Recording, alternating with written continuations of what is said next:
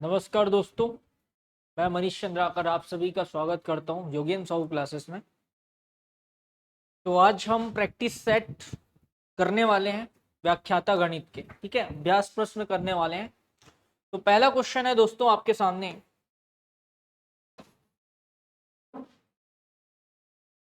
ए B सी लिखा है। पहला ही क्वेश्चन खराब लिखा है। आप इंग्लिश वाला देखिए, इंग्लिश वाला एकदम सही लिखा है। क्वेश्चन क्या है? A B C are three non empty set. ABC are three non-empty set such that any two of them are disjoint. Then A union B union C intersection A union B A intersection B intersection C is equal to। क्या बोल रहे हैं सवाल?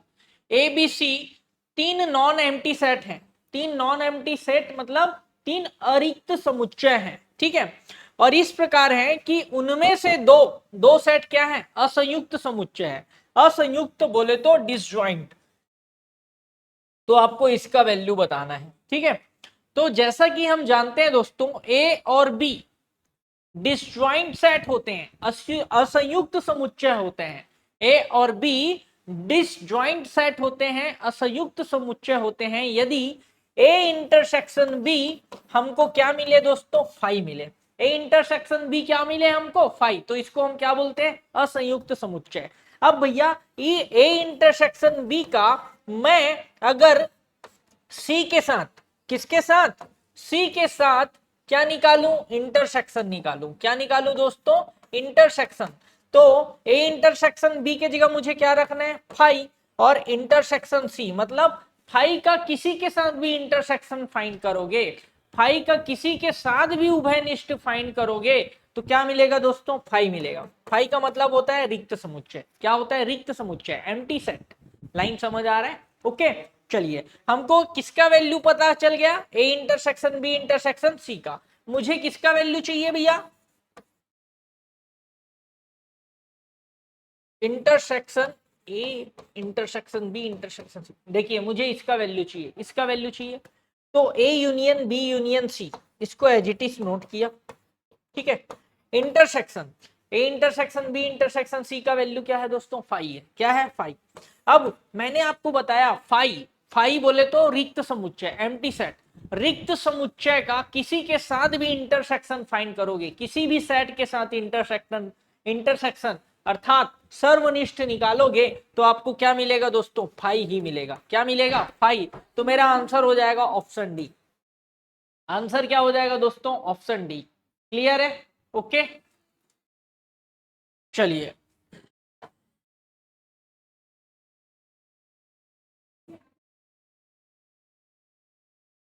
Question, next question क्या बोलते हैं? एक सर्वेक्षण में 400 व्यक्तियों के समूह में 100 व्यक्ति चाय पीना पसंद करते हैं तथा 150 व्यक्ति जो हैं कॉफी पीना पसंद करते हैं। 75 व्यक्ति चाय और कॉफी दोनों पीना पसंद करते हैं। तब तीन ठो कथन दिया है दोस्तों, 1 2 और 3। आराम से देखते हैं।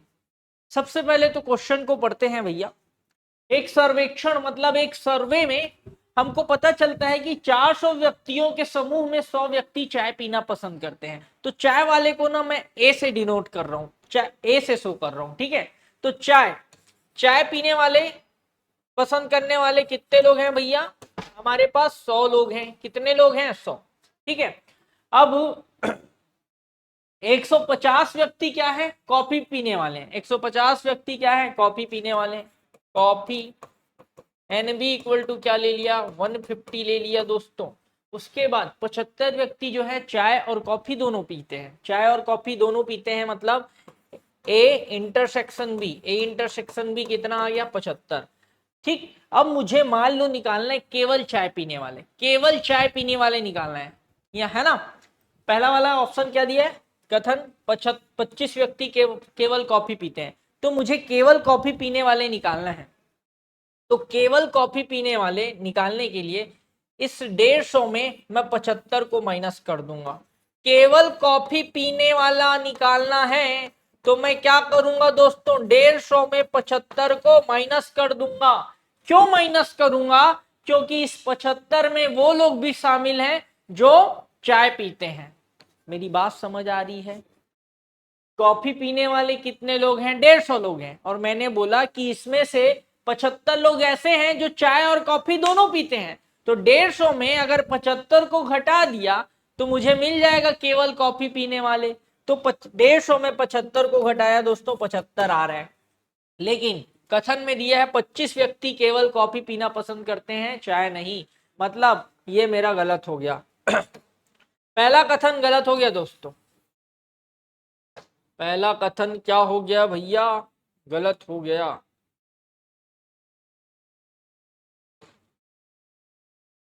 पहला कथन गलत हो गया। ठीक है, अब देखिए कथन 2 की बात करते हैं। 50 व्यक्ति केवल चाय पीना पसंद करते हैं, कॉफी नहीं।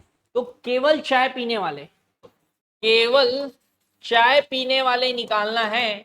तो चाय पीने वाले लोग कितने हैं? 100 व्यक्ति हैं। तो 100 में मैं उतने आदमी को घटा दूंगा जो चाय और कॉफी दोनों पीते हैं। तो चाय और कॉफी दोनों पीने वाले कितने लोग हैं? 75।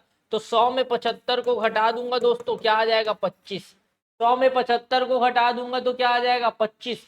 मतलब 25 व्यक्ति केवल चाय पीना पसंद करते हैं, केवल चाय पीना पसंद करते हैं, कॉफी नहीं। लाइन समझ आ रहा है? 25 व्यक्ति ऐसे हैं दोस्तों जो केवल केवल क्या पीना पसंद करते हैं? चाय। चाय पीना पसंद करते हैं, कॉफी नहीं। मतलब ऑप्शन कथन 2 भी मेरा गलत हो गया। ठीक है, अब कथन 3 क्या दिया है? 225 व्यक्ति ऐसे व्यक्ति हैं जो न तो चाय पीना पसंद करते हैं और न ही कॉफी पीना पसंद करते हैं। न ही चाय पीना पसंद करते हैं और न ही कॉफी पीना पसंद करते हैं। तो उसके लिए हम क्या करेंगे?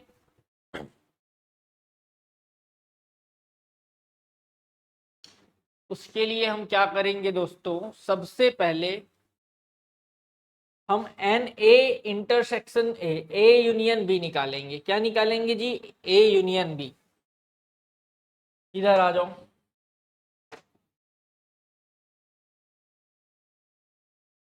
एन ए कितना है?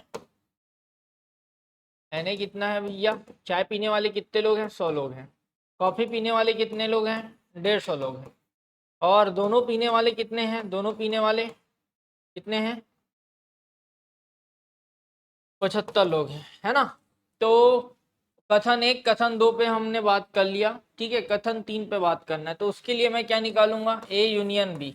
ए यूनियन बी का फॉर्मूला होता है N A plus N A B minus N A intersection B. ठीक है, अब एन ए के जगह रख दिए 100, ये हो गया 150। एन ए इंटरसेक्शन बी मतलब 75 को घटा दो। ठीक है, 100 और 150 कितना हो गया दोस्तों? 250। 250 हुआ ना? 250 हुआ। 250 में 75 घटाओगे तो क्या आएगा? 175। कितना आ जाएगा दोस्तों? 175। मतलब ए यूनियन बी में कौन लोग आते हैं? या तो चाय पीते हैं या तो कॉफी पीते हैं, दोनों में से कुछ ना कुछ पीते हैं। ए यूनियन बी का मतलब क्या है? या तो चाय पीते हैं या तो कॉफी पीते हैं, दोनों में से कुछ ना कुछ पीते हैं। लेकिन मुझे क्या चाहिए? न तो चाय पीते हैं और न ही कॉफी पीते हैं। न तो चाय पीते हैं भैया, न ही कॉफी पीते हैं। मतलब ये पूरे का डैश निकालना है बोल सकते हो। इसके लिए मैं क्या करूंगा दोस्तों? मतलब आप ना एन ए इंटरसेक्शन भी होल डैश फाइंड कर रहे हो। क्या फाइंड करोगे?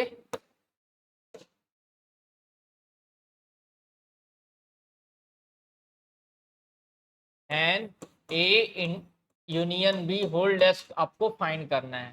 ठीक है, होल डैश फाइंड करना है दोस्तों।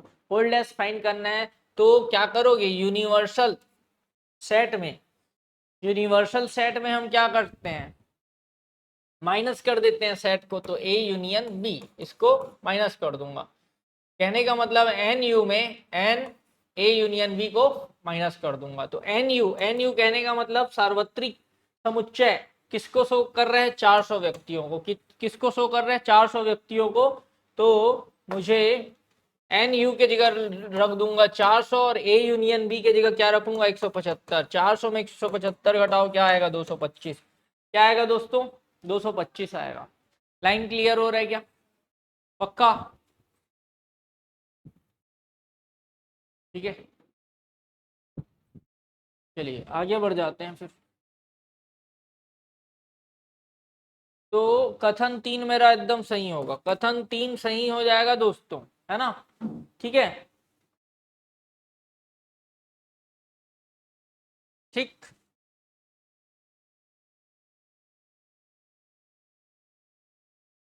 तो मेरा आंसर आएगा केवल कथन 3 सही है, केवल कथन 3 सही है। ठीक है, इसमें से कोई भी ऑप्शन मेरा आंसर नहीं होगा। आंसर क्या होगा? केवल कथन 3 सही है। ठीक है, कथन 1 कथन 2 गलत सिद्ध कर दिया आपके सामने मैंने। ठीक है, ठीक, ऑप्शन गलत दिया इसमें। चलिए नेक्स्ट क्वेश्चन देखते हैं। स्तंभ 1 को स्तंभ 2 से मिलाइए, दिए गए कूट से सही विकल्प चुनिए। ये गजब का क्वेश्चन है, ध्यान से देखिए। Sine square 6x minus sine square 4x, ठीक है, इसका वैल्यू क्या आएगा? तो आपने फॉर्मूला पढ़ा है, sine square A minus sine square B equal to क्या होता है दोस्तों? Sine A plus B into sine A minus B, sine A minus B, ऐसा फॉर्मूला होता है। तो ए की जगह 6x और बी की जगह 4x है। 6 और 4 कितना होता है दोस्तों? 10x। तो साइन तो क्या आ जाएगा हमारे पास? साइन 10x इंटू 6 में 4 घटाओगे क्या आ जाएगा? 2, तो साइन 2x, साइन 2x। तो मेरा आंसर आएगा ए का क्या आ जाएगा जी? 2। ए का क्या आ जाएगा? 2। अब cos 4x को सॉल्व करना चाहते हैं, cos 4x को सॉल्व करना चाहते हैं दोस्तों, तो कैसे सॉल्व करेंगे जी? cos 4x को सॉल्व करना चाहते हैं तो cos 4x, इसको मैं ऐसे लिख सकता हूं क्या? 1 minus 2 sine square 2x, possible है? ठीक है, अब अरे फॉर्मूला होता है ना हमारे पास, cos 2 theta equal to 1 minus 2 sine square theta, ऐसा फॉर्मूला होता है। तो 2 थीटा की जगह क्या है? 4x है ना? तो 2 थीटा का यहाँ आधा हो जा रहा है, वैसे ही 4x का आधा हो गया 2x। ठीक, फिर से ये हो गया 1 माइनस 2 साइन 2x का फॉर्मूला होता है दोस्तों 2 sine X cos X whole square, 2 sine X cos X whole square. ठीक है, अब देखिए ये आता है 1 माइनस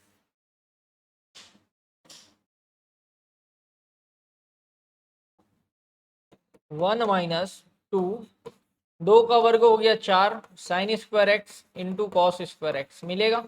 ठीक है दोस्तों, ब्रैकेट ओपन कर दो, ब्रैकेट ओपन करोगे तो क्या मिलेगा? 1 minus 8 sign square x into cos square x. Okay, तो इसका आंसर आ जाएगा दोस्तों बी का 3, बी का थर्ड आ जाएगा। क्लियर है?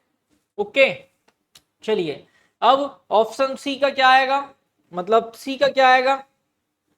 cos 4x का आंसर ये आ रहा है, समझ आ गया ना? ठीक है, अब इसका वैल्यू फाइंड करना चाहूंगा। एक काम करते हैं, ये हमको ज्यादा सस्ता दिख रहा है। 1 प्लस कॉस 2x क्या होता है जी? 1 प्लस कॉस 2x बटे 1 माइनस कॉस 2x को सॉल्व कर लेता हूँ। तो ये आ गया 2 कॉस स्क्वायर एक्स अपॉन ये हो गया 2 sine square X. 2 two cancel, cos बटे साइन क्या होता है दोस्तों? कॉट। क्या होता है? Cot, cot square X. तो इसका आंसर, डी का आंसर क्या आ गया? 4। मतलब सी का आंसर क्या आना चाहिए? 1। ठीक है, सी का आंसर क्या आना चाहिए? 1। तो देखो ए का 2 बी का 3, ए का 2 बी का 3 कहाँ दिख रहे हैं? ए का 2 बी का 3 और सी का 1, सी का 1 और डी का 4। ऑप्शन सी मेरा राइट आंसर होगा, ऑप्शन सी मेरा सही आंसर होगा दोस्तों। देख लो फिर से, इसका आंसर क्या है? इसका आंसर क्या आया है भाई?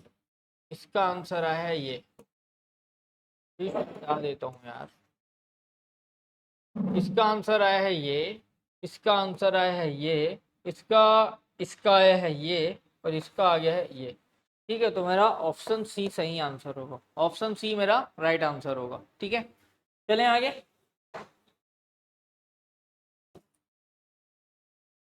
चलिए, बहुत ही शानदार क्वेश्चन।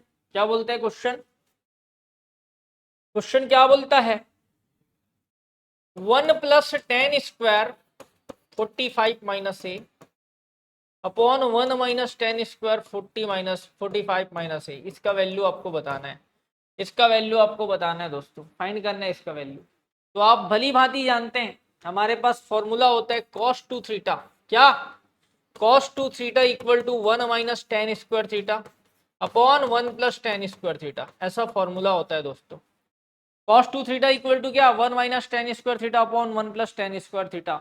जस्ट इसका उल्टा दिख रहा है, देखो ना, 1 plus ten square theta upon 1 minus ten square theta. Theta की जगह क्या है? 45 माइनस ए है। मतलब ये पूरे को मैं लिख सकता हूं 1 upon cos 2 2 cos 2 theta, theta की जगह क्या? 45 माइनस ए।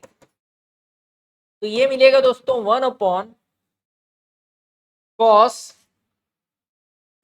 45 दूनी 90 और 2 एकम 2a। ठीक है, तो ये आपको मिल गया 1 अपॉन कॉस 90 माइनस थीटा क्या होता है दोस्तों? Sine theta. Cos 90 minus theta क्या होता है? साइन थीटा होता है। तो साइन 2a क्या मिला दोस्तों? Sign 2a। तो 1 अपॉन साइन 2a आ जाएगा कॉसेक 2a, कॉसेक 2a। तो option B is a right answer. Option B हमारा सही होगा दोस्तों। ओके, क्लियर हो रहा है? चलें आगे। ठीक है,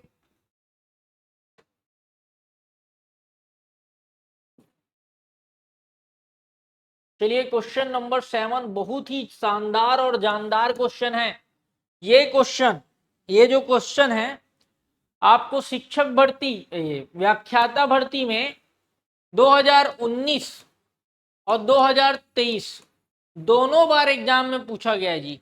ये क्वेश्चन इतना प्यारा है, ये क्वेश्चन इतना अच्छा है कि 2 बार पूछा है, 2019 और 2023 में। ठीक है, तो इसका वैल्यू हमको फाइंड करना है, इसका मान क्या होगा बताना है, इसका मान हमको बताना है। तो सबसे पहले मैंने लिख दिया क्वेश्चन को, ये क्वेश्चन लिखा लुखाया है। ठीक है, इसका वैल्यू बताना है जी अपने को, है ना? ठीक है, तो देखिए सबसे पहले बड़ा रूट, उसके अंदर 2, उसके धन रूट एक ठोक और, देखिए 2 यहाँ भी है यहाँ भी है, 2 को कॉमन लिया, अंदर आया 1 plus cos 4 theta, 1 plus cos 4 theta दोस्तों। क्लियर? ओके।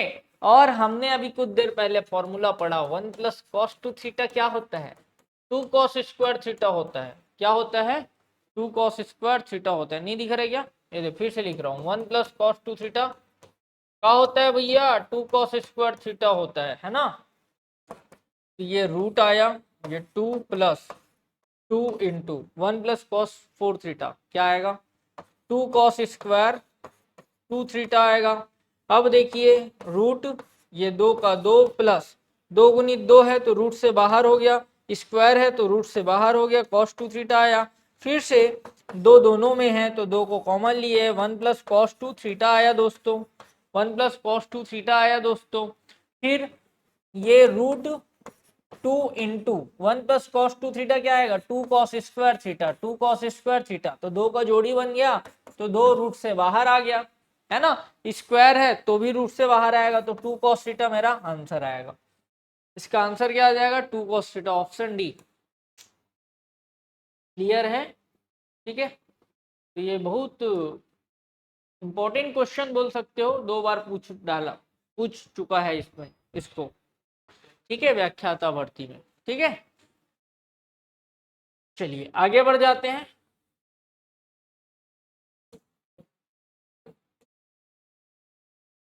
क्वेश्चन नंबर देखिए 8, देखिए बोलता है क्वेश्चन, समीकरण 2 cos theta plus 1 equal to 0 का हल क्या होगा? 2 cos theta plus 1 equal to 0 का हल। तो पहले तो सवाल को लिखिए, 2 cos theta plus 1 equal to 0। तो cos थीटा इक्वल टू क्या मिलेगा दोस्तों? -1/2 मिलेगा जी। क्या मिलेगा? -1/2। यहाँ लिख दिया cos थीटा, -1/2 मतलब cos π/3। क्या लिख सकता हूँ? cos π/3। अब मुझे ये बताओ दोस्तों, कॉस का मान कहाँ ऋणात्मक होता है? कॉस का वैल्यू कहाँ पे निगेटिव होता है? तो किसमें होता है भैया? सेकंड क्वाड्रेंट में और थर्ड क्वाड्रेंट में होता है। ठीक है, अगर मैं सेकंड दूसरे चतुर्थांश में लिखना चाहूं तो इसको लिख सकता हूं cos pi minus π/3। Cos 180 minus theta क्या होता है दोस्तों? कॉस 180 माइनस थीटा क्या होता है जी? माइनस कॉस थीटा होता है ना। इसलिए इसमें ये फॉर्मूला लगा दिया, 180 की जगह पाई लिख दिया और थीटा की जगह क्या रखा हूं? π/3। ये देखो, इसको वापस सॉल्व करोगे तो यही मिलेगा। हाँ कि ना, मतलब फॉर्मूला लगा दिया हूं बस, ठीक है। cos 180 माइनस थीटा क्या होता है, माइनस cos थीटा, इसलिए ये हो गया cos थीटा, यहां लिखा cos थीटा, और ये हो गया दोस्तों cos, 3 एकम 3, 3 में 1 गया 2, 2 पाई/3, ठीक। और मैंने आपको फॉर्मूला बताया दोस्तों, जब भी cos theta equal to cos alpha दिखेगा, cos theta equal to cos alpha हो तो थीटा इक्वल टू क्या होता है दोस्तों, 2n pi plus minus alpha, theta 2n pi plus minus alpha, ये फॉर्मूला है ना, व्यापक समीकरण में पढ़ाया हूं मैं। तो अल्फा की जगह क्या है, 2 पाई/3 है, 2 पाई/3 है, तो थीटा इक्वल टू क्या आ जाएगा दोस्तों, 2n पाई प्लस माइनस 2 पाई/3, कितना, 2 पाई/3। देखो ऑप्शन में दिख रहा है क्या, जी दिख रहा है, option C, option C right answer होगा। क्लियर हो रहे हैं, ओके, चलें आगे।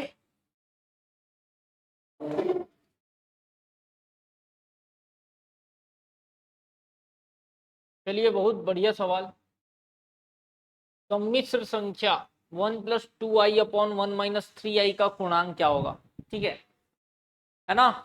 पूर्णांक क्या होगा, यहाँ पे कंपोजिट नंबर लिखा है, ये होगा एर्गुमेंट, एर्गुमेंट, एर्गुमेंट, ठीक है, या आर्गुमेंट बोल सकते हो। The argument will have an angle of, अरे कुछ भी लिख दिए हैं यार, देखो इसको सीधा सीधा इंग्लिश में कैसे पूछेगा, the argument of 1+2i/1 - 3i will be 1+2i/1 - 3 will be।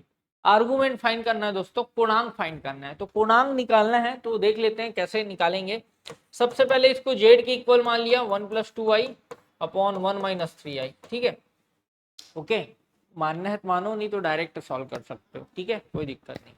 अब देखिए इसका हर का परिमेयकरण करेंगे, क्या करेंगे जी, हर का परिमेयकरण, तो ऋण का क्या हो गया, धन, ऊपर नीचे गुणा कर दिया। हर का परिमेयकरण कैसे करते हैं, आई के सामने वाला चिन्ह बदलते हैं, ऊपर नीचे गुणा कर देते हैं, बस, ठीक। अब देखिए इसको सॉल्व कर लो, 1 का गुणा किया 1 धन 3i, 2i का गुणा करो 2i धन 6i², ठीक है। यहाँ पे क्या आएगा दोस्तों, 1 - 9i², 1 - 9i², ठीक है। अब देखिए यहाँ -6 है, 1 ऋण 6 कितना हो जाएगा, -6 ना, तो 1 - 6 क्या आ जाएगा दोस्तों, -5, क्या आया, -5, ठीक। यहाँ पे क्या आया, 3 धन 2 5i, 5i लिख दिया बटे, यहाँ पे क्या आएगा जी, i² की जगह -1 रखोगे ना, i² की जगह -1 रखोगे तब ऐसा वैल्यू आएगा दोस्तों सॉल्व करने पर, ठीक है। i² की जगह -1 रखा तो माइनस इंटू माइनस प्लस, तो क्या हो गया 10। अब अलग करोगे तो z बराबर क्या मिल रहा है, -5/10 प्लस 5/10i, बोले तो -1/2 धन 1/2i, बोलो ओके है, ठीक है। अब देखिए इसमें जो रियल रियल पार्ट है वो निगेटिव है, रियल पार्ट निगेटिव है, और इमेजिनरी पार्ट क्या है, पॉजिटिव है। रियल पार्ट निगेटिव है और इमेजिनरी पार्ट क्या है जी, पॉजिटिव है, मतलब कौन सा चतुर्थांश, सेकंड क्वाड्रेंट, दूसरा चतुर्थांश, कौन सा चतुर्थांश, दूसरा चतुर्थांश। बात समझ आ रही है क्या, पक्का। तो देख लेते हैं, काम करते हैं, यहाँ पे सबसे पहले मैं फॉर्मूला लिखता हूं, पूर्णांक चाहिए ना, पूर्णांक, पूर्णांक, तो tan थीटा बराबर होता है y/x, y/x, तो y की जगह 1/2 और x की जगह -1/2, तो finally tan theta equal to आ रहा है दोस्तों -1, tan थीटा इक्वल टू क्या आ रहा है, -1, और 1 किसका tan होता है, 45 का, 1 किसका tan होता है, 45 का होता है। और मैंने अभी कुछ देर पहले बताया दोस्तों कि जो tan का मान है कहाँ ऋणात्मक होता है, दूसरे चतुर्थांश में ऋणात्मक होता है ना, दूसरे में चतुर्थ ऋणात्मक होता है और चौथे में, ठीक। अब देखिए यहाँ साफ साफ दिख रहा है -1/2 +1/2, यहाँ सेकंड क्वाड्रेंट में है दोस्तों, ये x निर्देशांक निगेटिव है और y निर्देशांक क्या है, मान लो पॉजिटिव, तो किस में आता है, सेकेंड क्वाड्रेंट में आता है, दूसरे चतुर्थांश में आता है, इसलिए मैं दूसरे चतुर्थांश में लिखूंगा इसको। टेन थीटा लिखा इसको, माइनस टेन पाई बाई 4 है, इसको लिखा ten pi minus pi by 4, pi minus pi by 4। अब देखिए ये क्या मिल रहा है, टेन थीटा, पाई में पाई बटे 4 को घटाओगे तो क्या मिलेगा दोस्तों, टेन 3 पाई अपॉन 4, क्या मिलेगा 3 पाई अपॉन 4, तो थीटा इक्वल टू आ गया 3 pi by 4, theta equal to 3 pi by 4, option C, option C मेरा सही आंसर होगा। बोलो ओके है, ठीक है, ठीक है। तो इसी तरह का क्वेश्चन देखने के लिए हमारे वीडियो से जुड़े, है ना, और ज़्यादा से ज़्यादा लाइक करें, ज़्यादा से ज़्यादा शेयर करें, और जिनको कोर्स परचेस करना है वो लेट बिल्कुल ना करें, देरी ना करें, ठीक है। हमारे संस्थान को जुड़ें और अपनी तैयारी को अच्छा आयाम दें, ठीक है दोस्तों, ठीक है। चलिए लास्ट क्वेश्चन देख लेते हैं।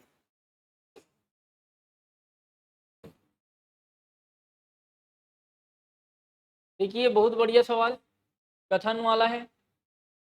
पहला कथन बोलता है, कथन एक, ये कथन एक है ना, 5 धन 12 आई का वर्गमूल 3 धन 2 आई है।